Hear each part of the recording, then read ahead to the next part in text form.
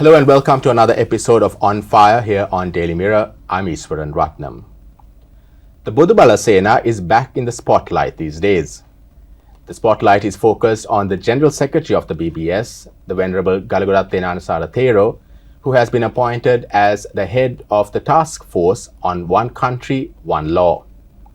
Joining me on the program today is the former Chief Executive Officer of the BBS, Dilantha Vithanage. Dilantha, welcome to the program. Hi. So Dilantha, I want to start off by asking you, you have not been seen much with the BBS these days. Have you left the BBS? Not really. I didn't leave the organization, but I'm not actively involved in operations almost for last 3 years, I believe. Why is that? I mean, there have been reports of a rift or differences of opinion between you and the Venerable Gnanasara Thero. No, we, of course, in any organization, even in family, you have conflicts. Of course, we had certain disagreements, from the beginning, but I thought that I should work with him to get objectives achieved. So I thought that I should help him in that. But after he was sent to prison for some issues, so we had a discussion. Then I advised him that when you get the relief from the prison, you should go to some other country and study and improve other skills and knowledge, and he should not get into party politics, because we wanted him to be a national leader, religious leader, not get into party politics. But he went against those. Yes, so that I thought that I also supported for some time, but then I thought that I should get out from this, and I kept a very silent role in this. What was the objective of forming the BBS? Actually, I was a university lecturer. Then I was working for Ministry of Education to introduce IT into the Sri Lankan school curriculum in 2000 to 2005. Then 2005 I was one of the senior members of ICTA, ICTA. Then when President Rajapaksa came into power, I had some harassment from former Secretary to the President and some people there. So I thought I should leave government.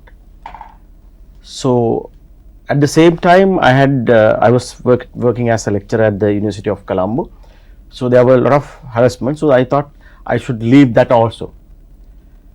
Then while I was doing some social work, I met Gnanasara Thero, introduced by somebody, and I was promoting a concept called Sitamu. Sitamu in Sinhala means let's think. Sitamu ekwarata hadamu.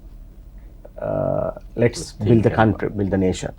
So Sitamu I introduced C Sinhala, the Tamil, Mu Muslim. It's a social integration program.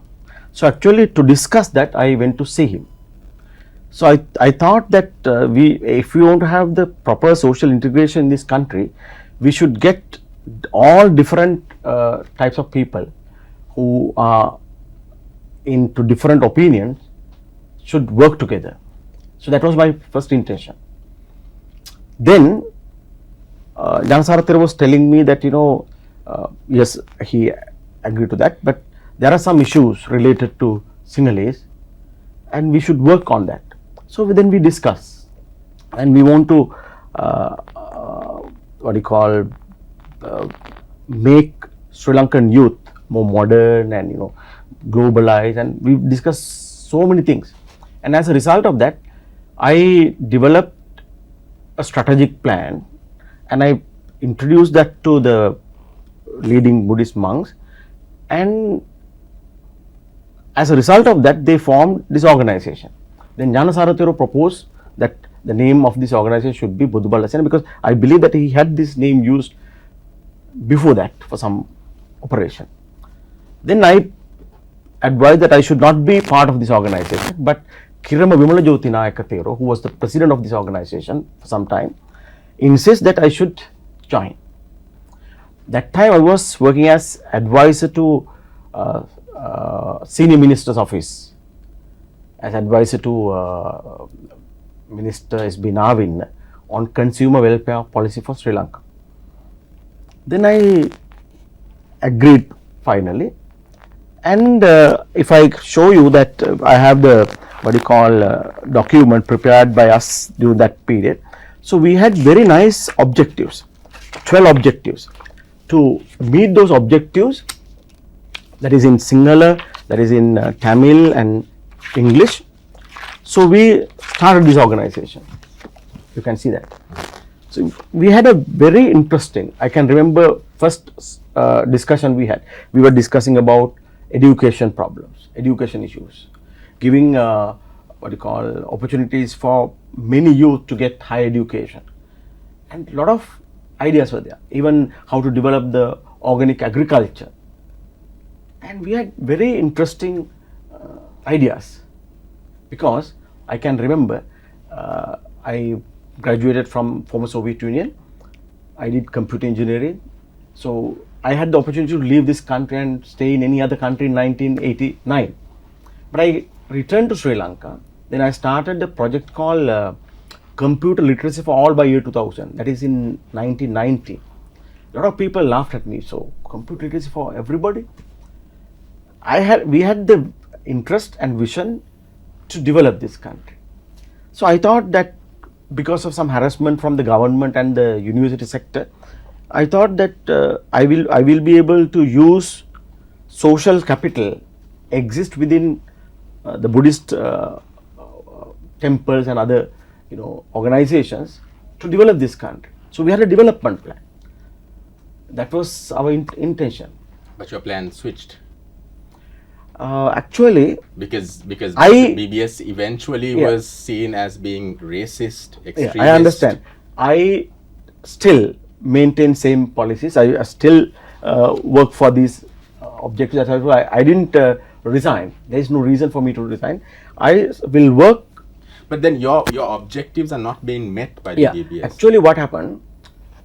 3 Muslim gentlemen came to see us in 2012, I think mid-December, and they wanted to meet us. Then I asked why. So they said, no, we have some problems, please help us. Then they said that there are some Muslim extremism happening in this country, and they showed a lot of documents and all. So then I told that you have to deal this issue separately, because we are working with Buddhists. Then they pleaded that Gnanasara Thero should help them. They said they are afraid to talk about these issues because of extremist elements. They even told us they might be killed. So therefore, let Buddhist monks speak about this issue openly.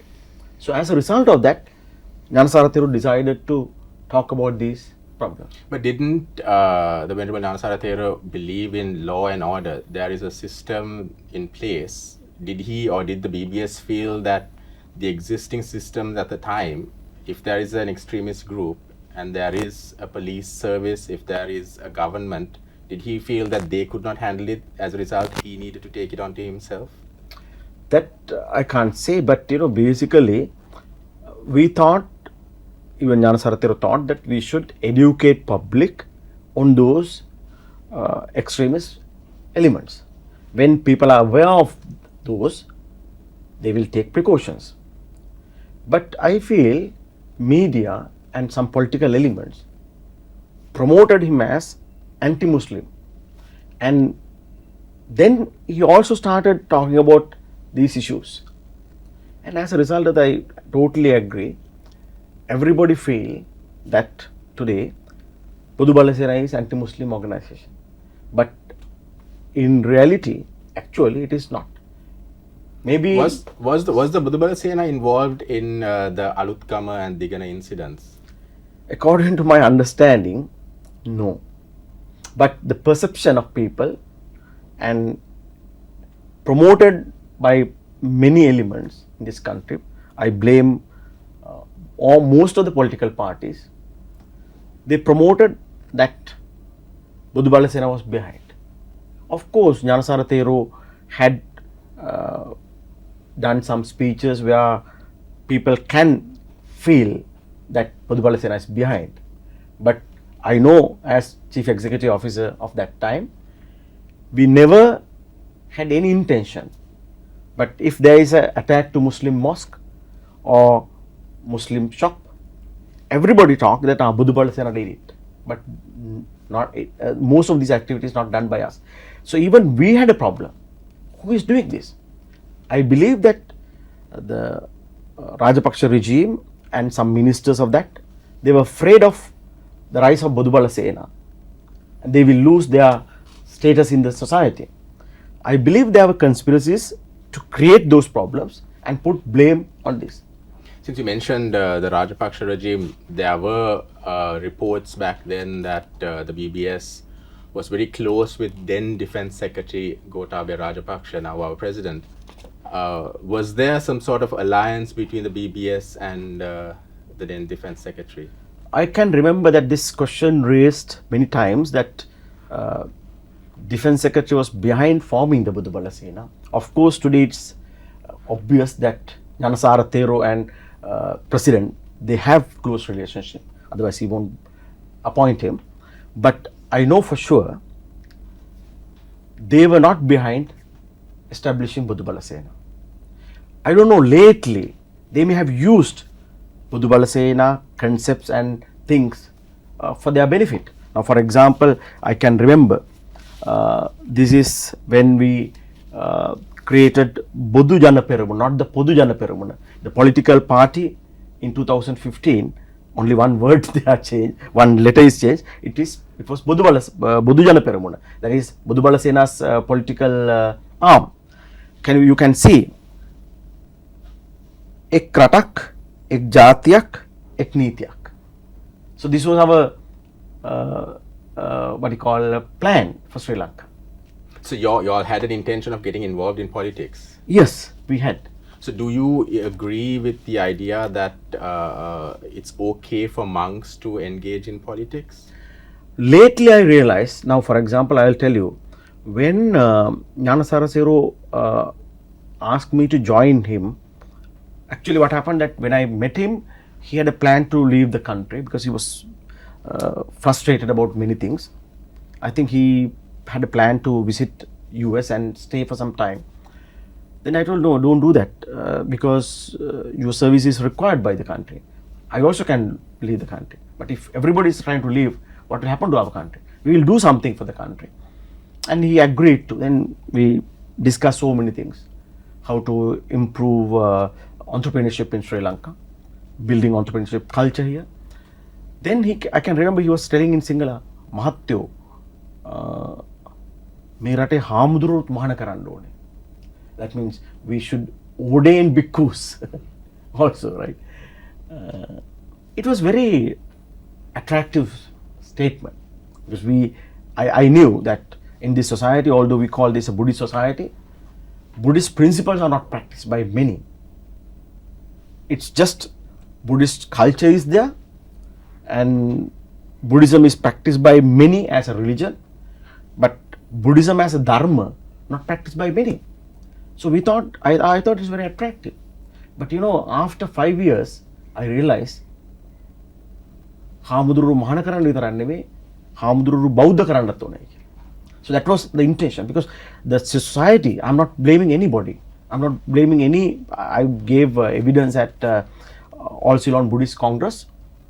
It was a closed discussion. I explained challenges faced by many. So I think that we have a big problem in Buddhist principles in this country. So I feel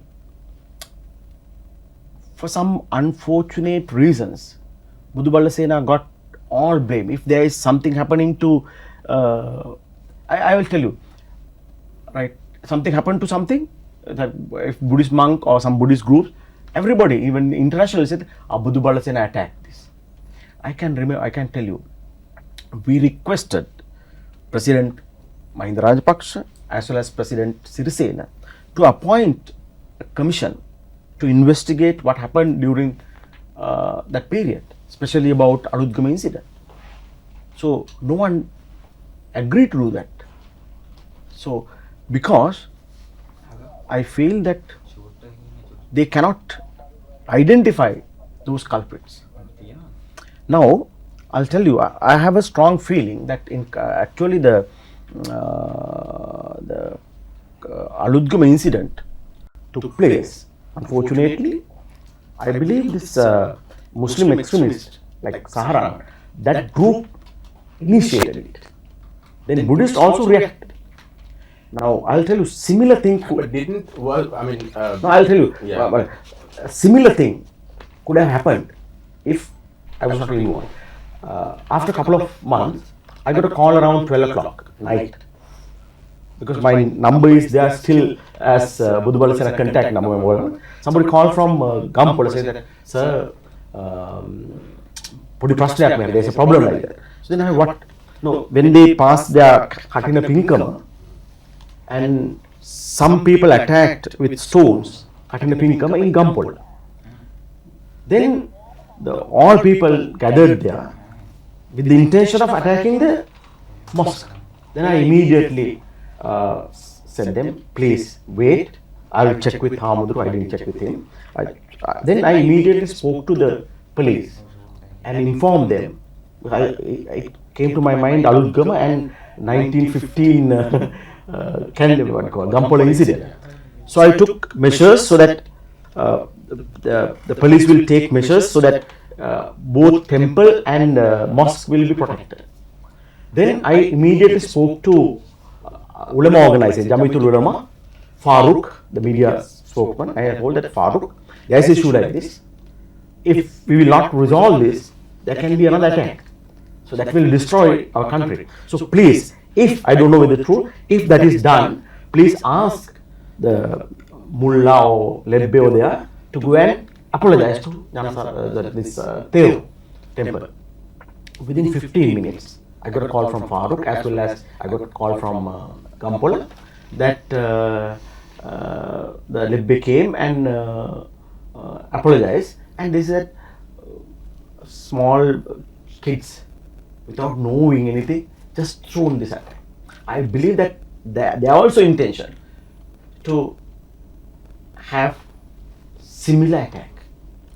Similarly, in Gintota, even in Digana, even after, I can remember that night after Aludgama incident, we spoke to all our representative in the country not to have any such attacks and to protect peace and harmony. Even the government also took. But wasn't his speeches, the Venerable Gnanasadha Thera's speeches, promoting hate to the extent that these sort of incidents were given fuel? No, I understand. His speeches, I don't say some hate, but very hard speeches. Now, the problem is when you see what is promoted in media, because media is very smart. They take the whole speech, cut a small part, they can, now I can remember. But then I know, so you're saying that they are picking and choosing, Yeah. But then why is he giving that option to the media in the first place? Now, for example, and recent. Since he's a monk, you spoke about Buddha Dharma and all that. Yeah. Surely Buddha Dharma doesn't promote, hate against Violence groups also. and violence. Definitely, I went through that speech. If you take the complete speech, of course, if you take only that Abhasarana word and all, right, and you can consider like that. But I went through the whole speech, right, and even he requested to meditate, and he asked everybody to go home without any violence because it was a hot spot. The mistake he did going to that meeting, I advised him, don't do that. I even that day sent one day before I sent a mail that if you go there, please do these activities to avoid any violence there. So it seems, Dilantha, is that the BBS from, I mean, you spoke about its main objectives, but then, it also got involved in other things. Now here also you're saying that you advised him not to do certain things. It seems from what you're saying, the BBS did deviate from its original idea and then lost track. I don't think the problem is that if you look at the BBS, no. Now, if you look at Gnanasara Theru as BBS, you may say, because I can remember that he went to the courts, and that also everybody in the country feel that Gnanasara Theru was sent to prison, and I think it was sentenced for like something like 19 years.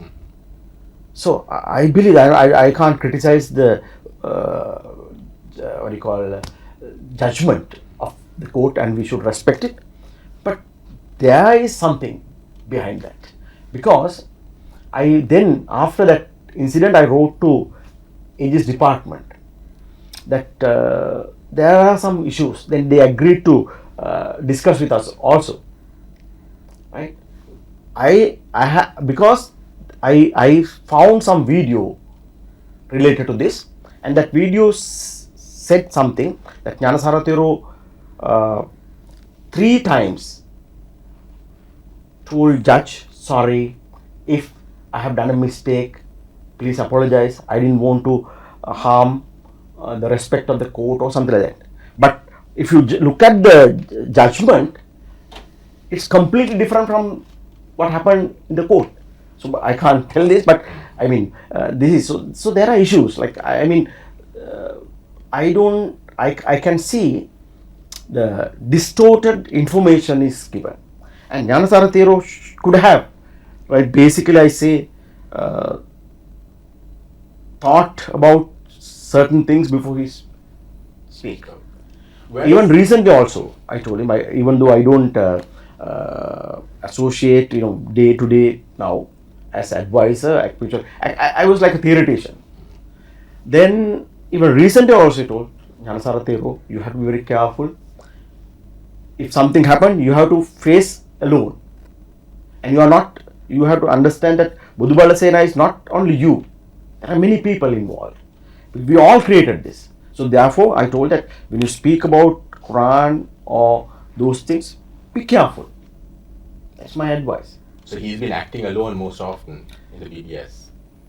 Not really. The problem is that media promoted only him because of his speeches. Didn't you all give him the space to sort of make it look like he was promoting or he was echoing what the BBS wanted to be said or no, done? What I'm trying to say that most of the time, yes, he was listening to us, working to us.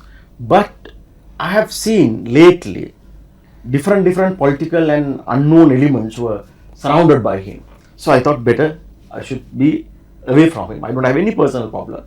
I respect him. He's a very brave person, and he will speak openly. Right? I respect him, and I know that we never promoted like things like boycotting Muslim businesses. But I know, because I can remember when Bodubala Sena started, even the furniture we got from Muslim shop. I mean, owned by a Muslim.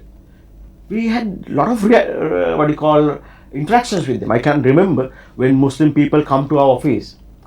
Right? I can remember one time they were saying that they want to go to in Kirlapana, go to a mosque close by. Then I told no need. We'll open a room here. You can do your religious practices here. So we don't have any problem with Muslims here, because they are also part of Sri Lanka. Because what Muslims should enjoy, and as a Sinhalese I should enjoy, there can't be any differences. That's the opinion of us. Where is the BBS, or where did the BBS get its funding from? There was a lot being said that some funding was coming from Norway, from even the then Defense Secretary. Definitely, I can tell you, Defense Secretary didn't fund at initial stages. No, definitely no. I had some personal funds from my earnings. I use that. Even first 3-4 months, my wife's vehicle and my vehicle was used by Buddhabala Sena. Not much vehicles there. Then of course when it was very popular, people living in abroad, mostly people from South Korea, they funded most of our activities. They collected small amounts, and but then when you get it, it's huge.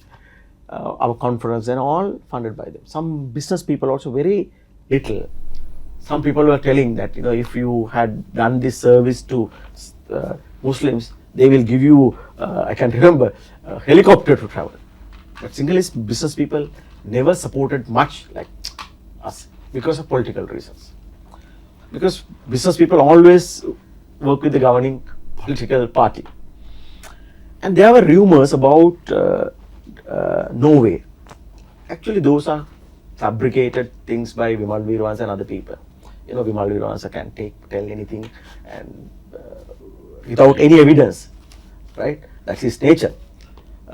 Now, he told that, you know, Dilantha Vitanage, why he was very upset about it, and he never went to a temple. Can you imagine? I was a Dhamma teacher at temple, but of course today my Dhamma knowledge is very less compared to those days.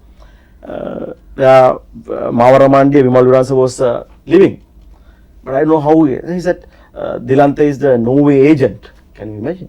So of course I had some links with Norway. I worked for an organization called Worldview International Foundation, and they wanted to fund my Sithamu program, you know, Sinhalese, Tamils, Muslim, because that I proposed that program when I was advisor to S.B. Navin, the minister, when he was minister for, just after the war, minister for social integration. Then we couldn't continue. I had interesting programs. I told that most of the social integration programs only for 2-3 days. You bring 100 youth from Jaffna, show the zoo, then parliament, and invite to Arlega Mandire, then give lunch or dinner, then send back to what do you call, that is the social integration. I told that no, we have to at least keep them something like 30 days and allow them to live with Sinhala families, associate with Sinhalese, then understand the culture. We had a lot of interesting programs. So to support that, Norway, I think Peace Research Institute or somebody agreed to give us something like 150 million Sri Lankan rupees for 5 years. Only thing what happened, it was not for me, not for Buddhabala Sena, for Worldview International Foundation. It was a registered organization. That's one of the first international NGO established in Sri Lanka. Former Minister Hamid was the chairperson of that. Mr. Amunugama worked. Even Lalithu Rutunga, I can remember that he was working for the same organization. Many worked there. So, for different projects. Now, what I'm trying to say that, so only because of my involvement with Buddhabala Sena, they stopped that fund. Other than that, no country, no government funded us. Do you regret being part of the BBS, looking at how this has tarnished the image of you and the organization, considering that you had another objective at the start? Do you regret right now having been I think part of BBS? in my life, I feel I live in present. No point of regretting for anything. I consider it was like a university for me to understand the social fabric, understand various things. And I feel personally I had serious problems financially. So my kids, of course, had a very tough time. So, you know, my younger son, he was studying at Gateway International School at Rajagiriya. I had a rented house. So because of Buddhabala Sena, I lost all my funding. I mean, some organizations refused to give me lecture. I was teaching at ACBT. You can imagine, some people send letters to Edith Cowan University in Perth that I'm a racist, don't give lectures to me. But of course, then I told them that I had a lot of Muslim students there, so please check with them whether I do discuss politics or I teach IT. But ACBT, I have to tell you that they continue my, but some organizations were Sinhalese, mostly Sinhala Buddhist, didn't allow me to work there. Even some ministers, actually I can remember that I met President Rajapaksa and Basil Rajapaksa. Then they asked me to decide whether you work for Bodubala Sena or as advisor to the government. I told that I need to have the freedom. I'm not a terrorist. I need the freedom. That is in 2013.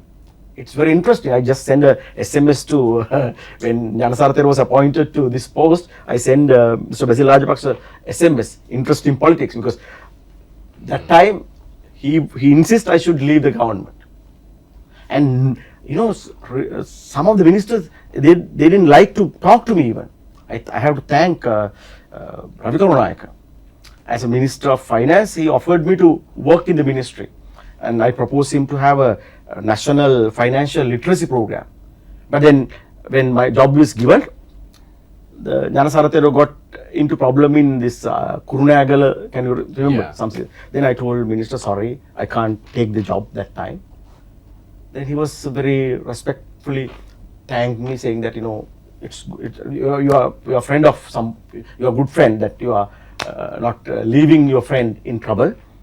Then of course, when he became the Minister of what do you call? Foreign. No, not foreign. They are also here wanted, but I couldn't go. But then Minister of what is this? Power and Energy and Business Development. And I developed some concepts also to establish a national what do you call Secretariat for Business Development in Sri Lanka. But unfortunately, we couldn't implement those. I'm not a UMP, but I worked for many ministers in the country as an advisor. And because of my financial situation, Gnanasaratira introduced me to Ravi Karunanayake and requested, because Ravi Karunanayake is close to Gnanasaratira's temple, visit very often. Then he said, Hamdurun, minister, you have to get some work from this useful person. Then he agreed to, he asked my qualification and agreed to give me a job. Now, what I'm trying to say that about you asking Whether you regret. What I'm trying to say that, you know, it was a interesting period for me, and I learned a lot of lessons from there. And I think I will continue my work on mostly this education and Sitamu, and I believe that those experiences will be definitely help for my future work. I was telling that during that time I had a problem, right? So then I had to take my son, you know, can you imagine working for a country honestly, and I never took a cent from, because some people think I was paid by BBS. Recently I met one of my Muslim friends, and they would say that, you know, we thought that you were paid by BBS. I didn't. I spend my own money. I do lectures at ACBT, whatever money I spend there. So then, you know what happened? I had to take my kid who was in grade 5 at Rajagiriya Gateway and took him to Sapugaskan, the Yoshida International School, put him into that school. Can you imagine? Doing the voluntary work for. So then, you know what happened? I had to take my kid who was in grade 5 at Rajagiriya Gateway and took him to Sapugaskan, the Yoshida International School, put him into that school. Can you imagine? Doing the voluntary work for Sinhalese and Buddhists. That is the problem I faced. But people think completely different. Those are all, like, I take, I'm not even wondering that Vimal Viransa Plus crowd, for their benefit, created those stories in the society. What was the money used for that you got? You said that a lot of people outside the country were giving assistance. What was this money used for by the BBS? Mostly, actually it was supported. Actually we had a very big conference with 5,000 Buddhist monks at Sukadasa Stadium. Mostly funds were used and supported by those Korean and other friends during that period. What is your take on the Venerable Nāgasāra Thero being appointed as the head of the task force on One Country, One Law? Do you think he should have accepted that? Is he suitable to be leading that task force? There are some, lot of actually criticism against that position. But I think he is only one person, one of the few people who promoted the concept of one country, one law concept. Actually, we were promoted this Ek Ratak, Ek Jatiyak, Ek Nitiyak in 2015. And we spoke about this. So I believe that I know that his legal knowledge is not that high. I can remember that he was telling me that when we started with Buddha Balasena, he was telling me that Mahatyo apita nītiya gana avabodhayak naha, and Hamuduru generally, that Venerable Theros, and we were thinking about even having literacy programs, legal literacy programs for monks also. So we couldn't do many things. We had a Buddhist Leaders Academy also to support that, but we couldn't do many things because of funding. I think he's a capable person to handle many things. He's educated, and there are thousands of presidential commissions in the country headed by very prominent judges and professors. Nothing happened. Now, for example, I will tell you, according to my opinion, when I was appointed as IT advisor to the Minister of Education, I was 37, and because of that I lost my university job. Otherwise, I am a professor today at Calabria University. So some professors were there for 17 years. Ranil Wickramasinghe, when he was Minister of Education in 83, he advised NIE to start IT as a subject. 2000, after 13 years, nothing happened. But as a junior lecturer, I managed to do it. I was not a professor that time. So similarly, I believe that I have some issues with the committee, appointment, members and all in this thing. But I know that it's a good opportunity for Gnanasara Thero to show his colors. He's a capable person. Right, so we will have to leave it at that. Thank you, Dilantha, for joining us on the program, and to all our viewers, thank you for joining us on Fire. Till next time, stay safe. Thank you.